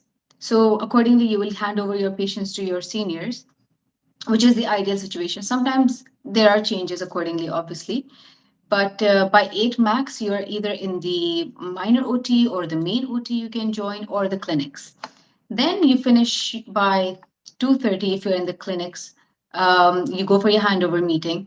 You finish your handover meeting, you assess, you hand over all the important patients that you want the on-call team to have a look at, or any post-operative patients that the on-call team should know about that were operated in the morning.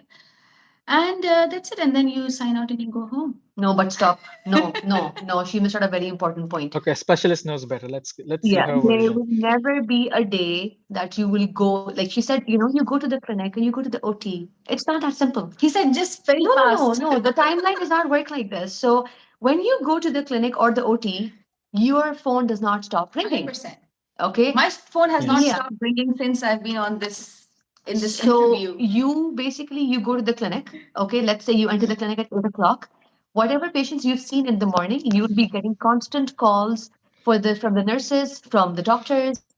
Some senior wants to round again with you on the patients, or the consultant wants to see a patient, and then you will be taken out of the clinic and you will go see a patient, or some patient deteriorates, and then you have elective admissions happening. Correct. So your phone does not stop ringing. In an average surgical resident's life, you will learn to hate your ringtone. Okay? But keep I the I discipline same ringtone, by the way. exactly. I actually I started keep feeling the that. same ringtone over years. Your ringtone brings you nightmares. I'm Okay? changing my On a ringtones every regular week. day when you're sleeping, Huh? I'm changing my ringtones every week. I can't. I can't. I still have the same that ringtone. ringtone gives me palpitations, like you're sleeping and suddenly you wake up, you're like, oh shit, what happened? Is it more than the flashlight of a radar on your face? Yeah, yeah, yeah. The palpitations it gives you. You're like, okay, now what did I miss? Never got flashed by Oh a no, radar. alhamdulillah, no. I'm a safe driver. Very, very safe. So the thing is, you can never you go to the OT. So you're once you leave the OT, and also in the clinic, you're constantly seeing patient by patient. Okay, and then in between, you're completing your notes, you're completing orders. The consultant decides that we need to add this particular thing, so you have to go in and put in the order. Okay, and you're just getting a million calls from everywhere, and God forbid, in the middle of all this, if your patient deteriorates, That happened to Yes. me. then you are like, you do not know where to go, because you're obviously you'll run for the patient. And then the clinic, maybe your senior is there or not there, then you're juggling multiple things at the same time. Always Definitely. remember, there could be somebody who might, or your colleague might get sick, or they might not show up in the morning. So you're covering for different people. The department might be going through a shortage at a particular point in time.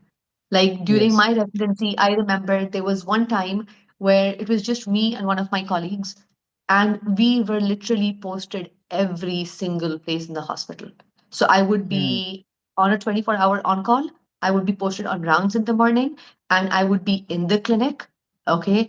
And the next day, I would be like, after my post call day, again, I would be posted in rounds and in the OT, and I would be on call. So and then there are people calling you because they want help in a particular place. So for anybody who thinks that they want to join a residency, you need to remember that those 5 years are going to be the worst possible years of your life. And it's up Let's to be you very how you real. make it beautiful. That's it. Exactly. It is Yeah. going to be really, really difficult.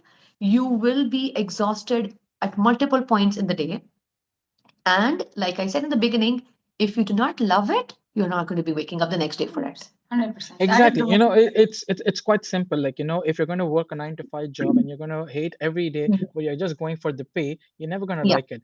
But if you're liking something that you're working for, exactly. amount of endless hours, you're going to enjoy it as a passion. You're So never for going to me, work. I wouldn't care. Like, I would have such a rough day, but if I would get to do one appendix by the end of it, like I Yes. would forget everything that happened in the day. Anybody who annoyed me or bothered me, or the phone calls, that one, just holding the scalpel in your hand and making that first cut itself, the adrenaline rush it gives you, and the Yes. happiness that it brings you. See, even now while talking about it, I'm happy. Yes. So that is what you should have. Like you Exactly. should be in love with what you do.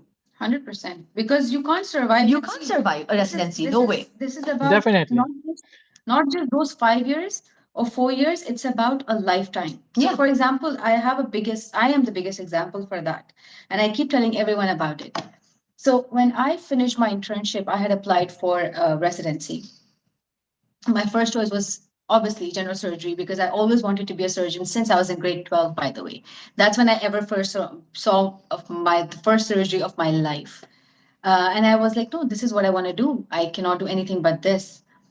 And I was very sure that, my sister is in the GS program and I As am you a well graduate graduate. of this program and I've got an excellent that time we had MStrex. I was like, I have an excellent MStrex score. I have 100 percentile. I have this. I am getting accepted. The department knows me. I was very sure of that. And I applied and I got rejected. And I was like, what just Heartbreak. happened with me? And I got accepted in Abu Dhabi in SKMC in emergency medicine. And I was like, okay, I loved emergency medicine, which was in Rashid, because it's majority of the time you just see trauma. Okay. And I was like, this is what emergency is all about. Trauma, people coming with cuts, and you just have to suture and you have to rush them to the OT. This is what it's all about. And then I was like, okay, fine, I'll just go. My mom's like, Neha, just go. See, maybe this is an experience and maybe this is what is meant for you. I went and trust me, I hated it. Okay, I Hmm. was depressed. It's not that the program was bad. I would say it is one of the best programs. Okay, the program director, the assistant program director, sweethearts, the department, the residents themselves, so welcoming. They tried so hard for me to stay there, but I just couldn't because it Exactly. wasn't. It's not my brain does not work the medical way. My Where brain where cannot you don't understand fit, ECG. where you don't And I fit, you had don't one work. resident. Yeah. Exactly. I had one resident who told, and she asked me, um, what do you like? Which specialty? I said general surgery. She's like, but Neha, you're here anyways, and it's a very good program. Why do you want to leave? I said, because I don't like it. I don't see myself doing this for the rest of my life. I feel jet lagged and all of that. She's like, see, you should just be happy with whatever you got. You're lucky enough to get into a place, and whatever you get, you should just be happy. You can't get anything and everything you want in your life. I was like, yeah, well, she's like, yeah, even I wanted, I don't know, she wanted some other specialty. And she's like, I wanted something, but I didn't get it. So I see I'm here now and I'm, graduating. I said, yeah, good for you. But honey, I can't do that because I can't see myself doing this for so many years and the rest of my life. So I went to my program director and I asked him, and I told him, like, I really want to resign and apply for GS and try my luck. He's like, Neha, do you see yourself doing this for the rest of your life? I said, no. He's like, then this program is not meant for you. This is, and that is the kind of support, was there in that department. No matter what, that department taught me a lot of things. Okay. I Definitely. understand. It was just one whole year I could have graduated earlier, but that one year taught me so much. And this is what I really want to put forward is whatever you have, okay, whatever experience you're getting, try to grab it. Try to learn Definitely. from it. Try to look at the positive side, rather than sitting and nagging about it. Look forward for it, go ahead, study harder, understand things, make new friends, make a good relationship with your colleagues wherever you go, whichever department you're in. I hated internal medicine, but the internal medicine department loved me in my internship because I used to come early, I used to do rounds, I used to be there We all presenting hated medicine. patients, presenting cases, being updated about my patients. mean, that's what it is. You have to prove yourself, and that's it. And life is unfair, 100%. Okay, some people, no matter what you do, they will hate you, and you can't do anything about that. Okay, Exactly. there are people, so you need to learn to grow thick skin and ignore those people. Okay, you can't please everyone. Haters gonna hate, potatoes gonna Exactly, potato. exactly. Potatoes gonna potato. So Exactly. so Not it everything is. is going to work in the right form for you at every time. You just need to take your step. Failure is Yes, a stepping stone to success. You don't get it exactly. once, try it next, you will get it. If you're determined for it, you will definitely get it. One 100%. thing when we were talking about, like, this whole timeline, what I had in mind is to let all the people that are applying, the interns, the students, the medical students, is that when you have your surgical rotations as a med student, once you Mhm. finish your rotation, you have an examination where you present a case. Yeah. And many of them think about it, oh my god, it's an examination, I have to present the case, I need to go take history from the patient, do examination. But this is the norm. This happens every few minutes. If you see, Yeah. as a surgical resident, you presented one case at the end of a 6 week rotation. Here you do one every 6 minutes. So this is what people need to understand, is that when you are doing that in the medical school, you try to understand how it happens, and you get through the process smoothly, you will not face a problem here. So these are Yeah. some skills that they need to involve in themselves when they're coming to this career. See, like again, the problem is like the attitude of people is that they themselves decide what is important, what is not important. Yeah, Okay, a lot of interns think, they're sending me to take a history. I just take histories all day. Okay, yeah, but still, when you're taking a history, you're taking it wrong. correct, Okay, true. you need to self reflect. You need to see if you're able to do it right. The reason you're being sent to take a history is because history is one of the most important things in the entire patient management. Okay, you Exactly, don't get the history right, you're going to mess up a lot of things. But that's exactly, what a lot of medical students and interns don't understand. You need to learn to present your cases. Okay, and if like Neha said, like when you're doing your clinical attachment or internship or whatever, every morning during the handover you should take an initiative that, doctor, I want to present the cases. Okay, exactly. let's say you admitted 8 patients during the night or 10 patients and you're presenting 10 patients. So at the end of the 6th week, when they're asking you to present one surgical case, you'll be like, okay, this is a piece of cake. Definitely. Yeah, this is what they need to understand. That's going to happen as Yeah. a career that you're going to be in. All right. Since we got that straight, let's try to focus on some questions that these people have been waiting to be Yeah. answered.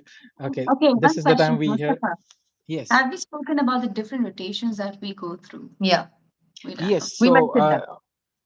Okay, done. there Moving may, on. Moving on. okay. Okay. Looks like you got an OD case already. All right. And what? So, I have no idea what he said. I said you got an OT case already. That's what you're OT asking. Maybe case. I did. I Her did. phone has been It's constantly just ringing. one patient the nurses are going crazy about. That's it. Oh, okay, no worries. So, someone asked, okay, we answered the question about getting matched if it's a local or a non-local, Yeah. and they're asking about the MBA score limit for DRTP, MBRU, and EHS. So, if you just visit their websites, you will find out the minimum requirement to get into that. But however, one thing I need to clarify on this is when you're trying to see the cutoff score for MRI, it is not Mm. set as a uniform rate. It depends Mhm. upon the number of candidates applying and the number of scores obtained by them. So, Mm. for Yeah. example, if you have like 100 people applying and you have 100 scores, depending upon their limit, for example, they're going to interview 50, they're going to see what is the mark that the 50th person has got, and that's the cutoff. So, Mm. you cannot determine the cutoff before. But Yeah. however, how high you score is The higher the higher number you of score, the chances you better. get. Yes, is the Aim at the 90s and chance you above. can get in.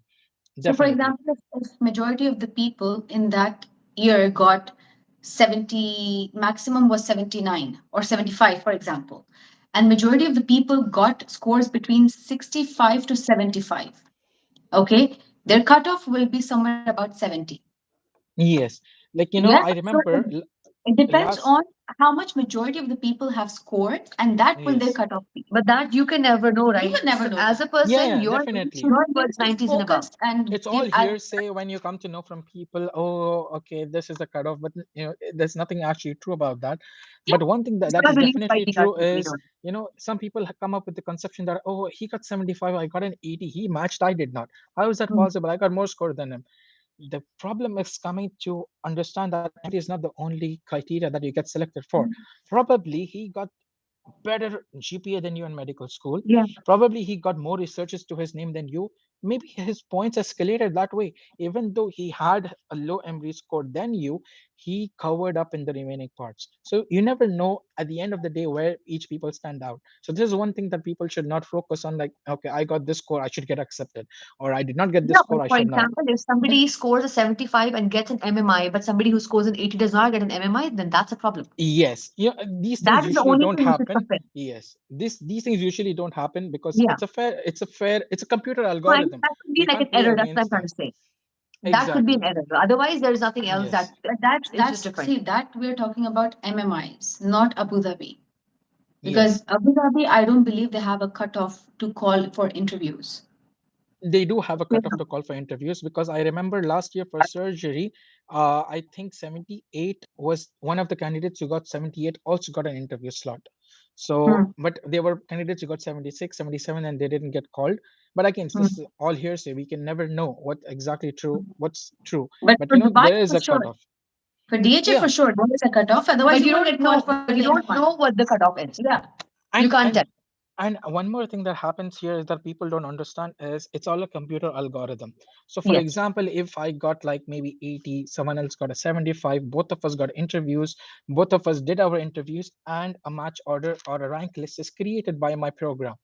Then what happens is this is fed in the computer and the computer analyzes what I want as well. So there is a two-way Mm-hmm. system. Like in Abu Dhabi, you rank the program and the program ranks you. Program runs you. Yeah. So for example, if I got an 80, and I rank the program low, but the program ranks me first, I might not get matched.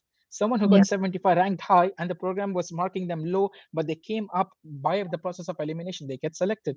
Again, a computer algorithm. So here at the end, it's all about hard work plus Yeah. the luck on how you apply. It is part of luck for sure. It is Yes. because, like I said, that when I had applied, emergency medicine was my second choice, by the way.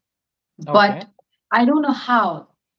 You were I second don't on know waiting how. list I it in wasn't waiting surgery. list. No, in surgery, you In were second surgery, on I waiting was on list. second on waiting list. Imagine, but I just got in. So some part, yes, there is luck. But yes, Yeah. why did they choose me? Because obviously my scores were good. Maybe they saw something in my CV that they liked and they wanted to choose me. So this And the is interviews, and the definitely. interview. In Yes, Abu the Dhabi, the interview. interviews matter. I had a really good interview. Like it was very after the interview when I came out, I was like, Mom, I'm getting in for sure. Hmm. Yeah. What happens? So you have to work on those things. Sometimes you have that sixth sense. You understand, like, okay, with the interview process, how they perceived you. Yes, yes. One other thing someone else asked is they don't do MMI at Abu Dhabi, like it's only in Dubai. Currently, until last year, I have not faced an MMI in Abu Dhabi. It was all a part of MBRU and DRTP process. Yeah. We once you get your MRE scores, you apply for the programs. The programs actually design a cutoff and they call you for interviews. So, for Yeah. example, internal medicine is offered in 4 hospitals. You have an option of applying in all four, and depending on each hospital's cutoff criteria, they will They call call for them. interviews. Yeah. So sometimes you can get rejected for the interview even before the interview is held. So Yes. if you get accepted for the interview, you appear for the interview, and once you finish your interview, then you again have a match list that comes if you're selected for the program or not. There are multiple levels of screenings. All this is a part of administration. I hope students Yeah. should focus more on the MRE, on performing on interviews rather than focusing on what are the chances and And see, getting it's into easy accepted. to place blame on things when you don't get in. Yes, You'll yes, blame on a lot of factors. You'll be blaming, like, oh, yeah. they did this, or they did that, or they said Honest this. honestly speaking, it's a good thing that you raised this up, is because there is one current resident in one of the hospitals, I don't want to mention names or department, who actually spread Are we not naming? rumors all around social media, WhatsApp, up to the level that the process of residency is not fair. All this was just because she did not get accepted. So Mm. at the end of the day, again, there's a waiting list. Once the first round of matching is over, people who refuse the seats, it goes to the people on the waiting list as usual. Yeah, And then that's where she made it. But then she left a very bad impression on a whole lot of people, and of that's a course. very very bad or impression when all people who are coming from different countries, they're striving to get the knowledge, they're striving to make their chance, and when you have that bad push, it all pushes back you back to negativity. So one thing to everyone: do not listen to anyone else other than if it's from the authority directly from themselves, whatever the results, news, updates, whatever it is. Do not let anyone else factor your mind, because Yeah. only you are able to make sure that you get in or not. It's not And anyone else's I'll decision. add one more thing over here on this, that do not let anybody determine what specialty you want to go into. Yes, Okay. This is this happens a lot. I can't even stress this enough, that women are always told that you cannot be a surgeon. Okay. yes, and there you Repeatedly. are breaking stereotypes. Absolutely. Repeatedly, I have been told repeatedly. When I was a medical student, I was told multiple times by my seniors that, oh, you know what, women should not be in surgery. Women should be going something towards, like, gynae or Yeah, medicine. It's easier for your family life. And gynae is not easy. It's like you're a surgeon and a physician at the same time. No, and who it's said it's medicine is it's easy? yeah, it's a You will multi-speciality in a whole. Exactly. Definitely. You can't, and you cannot determine what a person wants to do. And Yes. right now, in our surgical program in GS, majority, 90% of the residents are females.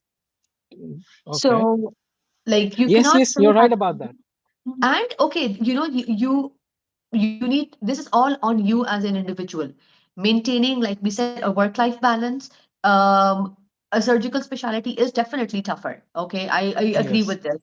It is definitely tougher as compared to internal medicine, as compared to pediatrics, as compared to even gynae. Okay, general surgery itself is a very hardcore surgical specialty. It is difficult. It is going to be taking a lot of hours out of you. Stress and all of those things are there.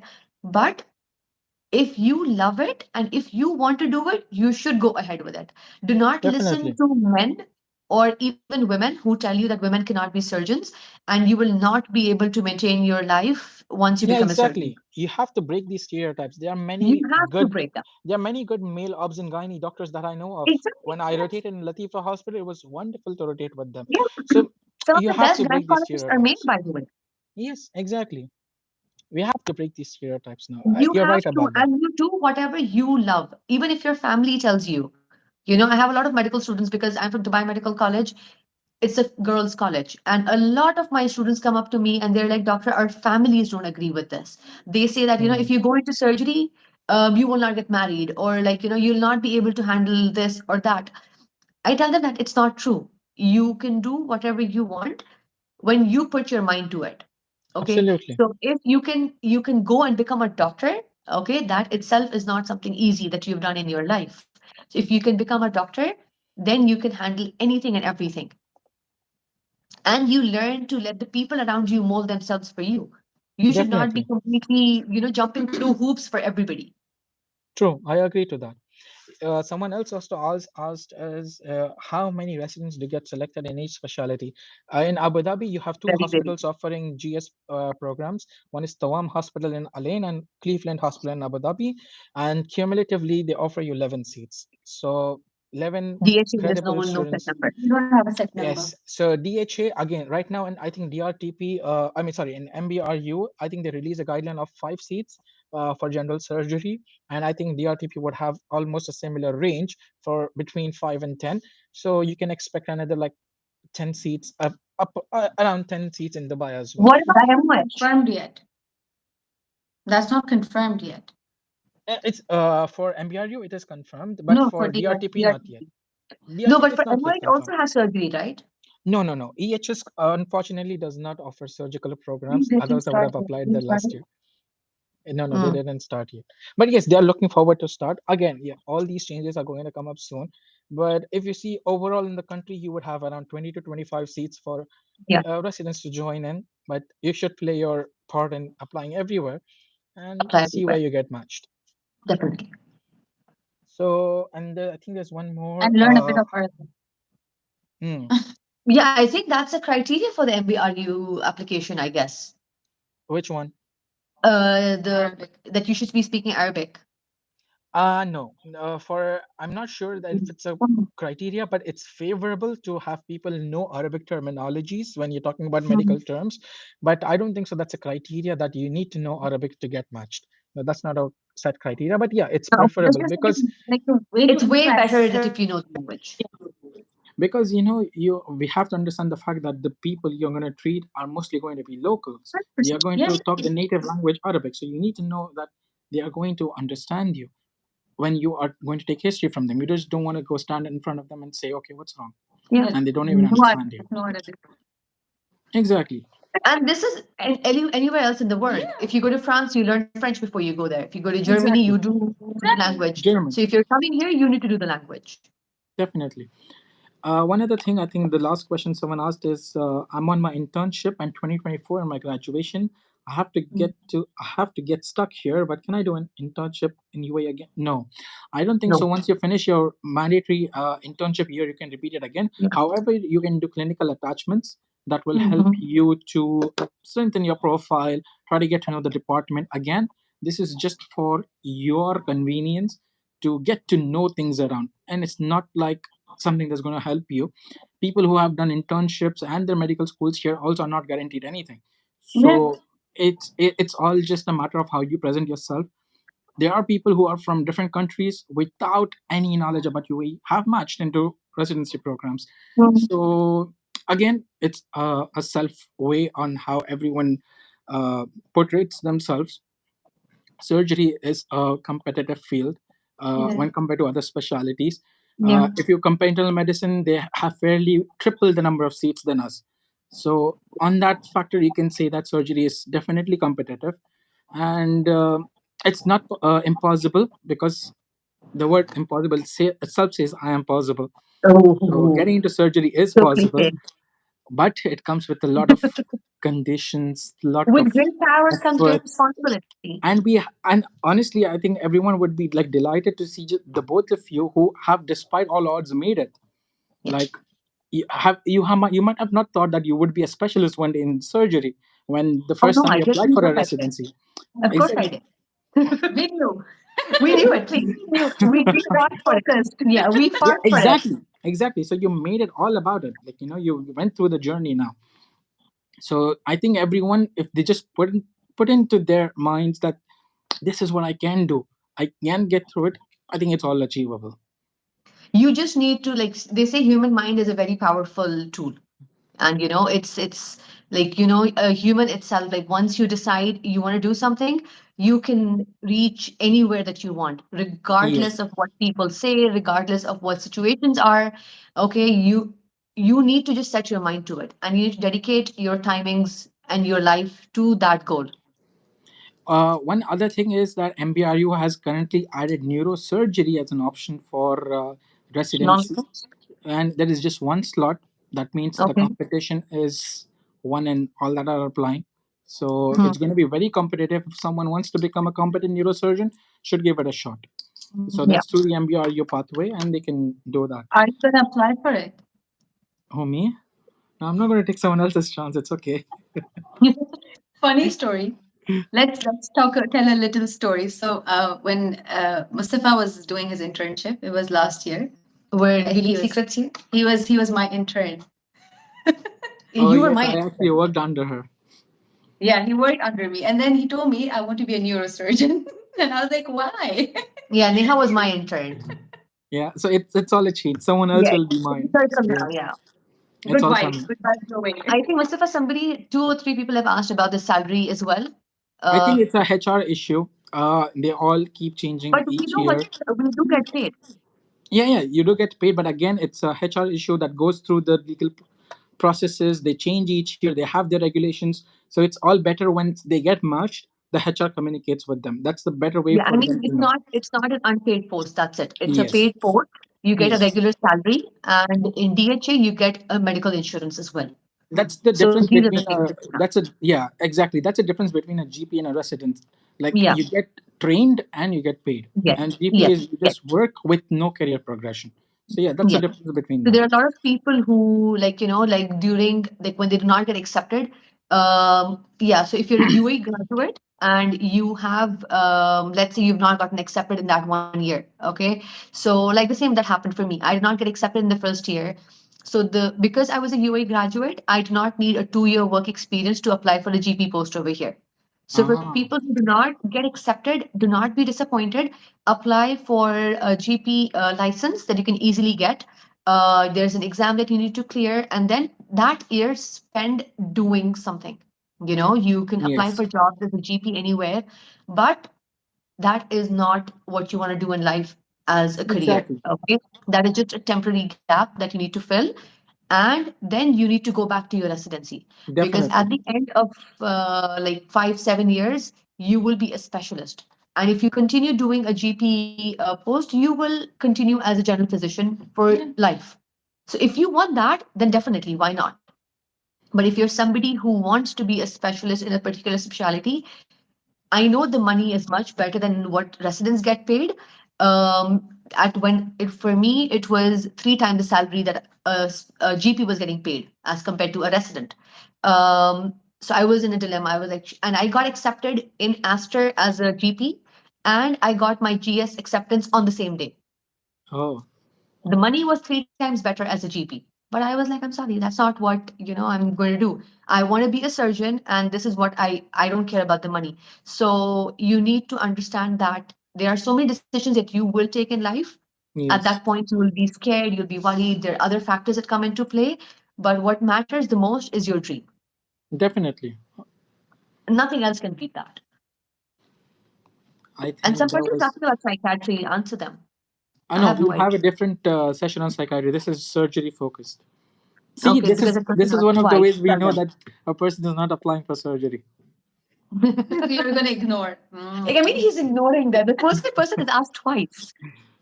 I mean, let's get a psychiatry resident specialist who will be able to answer them. I think that will be a Yeah. much better way for them to get clarity on it. Yeah, because none of us can answer that. So the person Exactly. who was asked, we cannot answer your question. Sorry.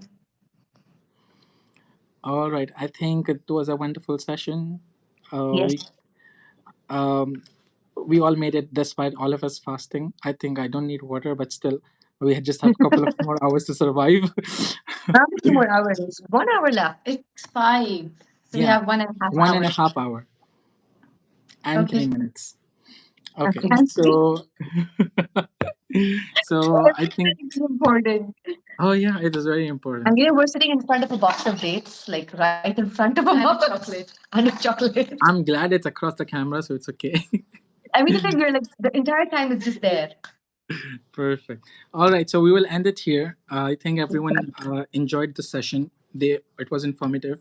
If anyone has any queries, they can always drop down in the comments, and we can always look into it. Yeah. And thank you guys for making it this far. And Asma, we will surely answer your question soon. Asma. Inshallah. All right. Bye bye. Okay. Take care. Take care. Bye. Bye.